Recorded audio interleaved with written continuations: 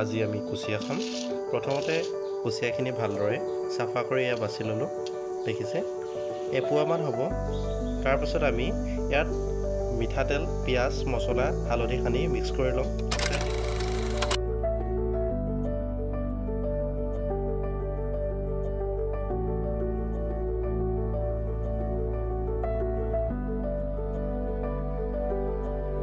সেইখিনি এনেদৰে ভালদৰে মিক্স কৰি ল'ব।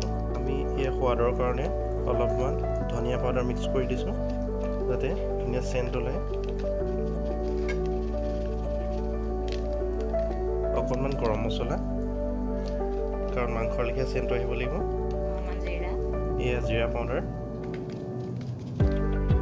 তাৰপিছত ভালদৰে মিক্স কৰি ল'ব লাগিব। এই তেলখিনি ভালদৰে গৰম কৰি লোৱাৰ পিছত আমি মছলা মিক্স কৰি ল'লোঁ। এতিয়া আমি ইয়াত দি দিছোঁ। এতিয়া ভালদৰে লৰাই দিব লাগিব।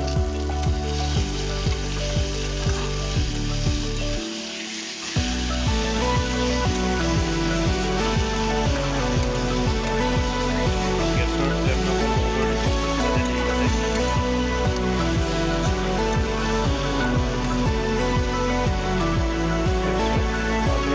পিছত অলপ সময়ৰ কাৰণে ঢাকি দিলোঁ।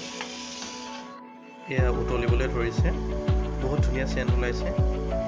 ইয়াত আমি এতিয়া অলপ পাছত আদা নহৰু এড কৰিব লাগিব।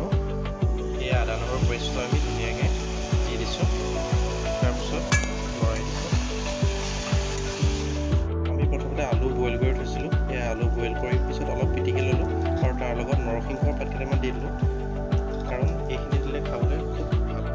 এয়া আমি নৰসিংহ পাত আৰু আলুৰ মিক্সটো ইয়াত দি দিলোঁ।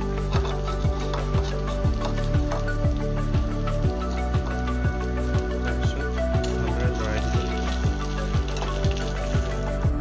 অকণমান লাগি ধৰা যেন লাগিছে, সেয়েহে আমি ইয়াত অলপমান পানী দি দিছোঁ। পানীৰ পৰিমাণ বেছি হ'ব নালাগে, কম পৰিমাণে দিলে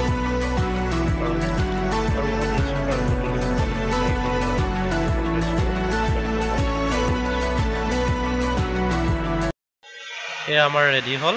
এয়া কোমোৰা আৰু দালি, আৰু ইয়াত আমাৰ কুচিয়া আৰু লগত নেমু, অকণমান আচাৰ আৰু জলকীয়া লৈ লৈছোঁ।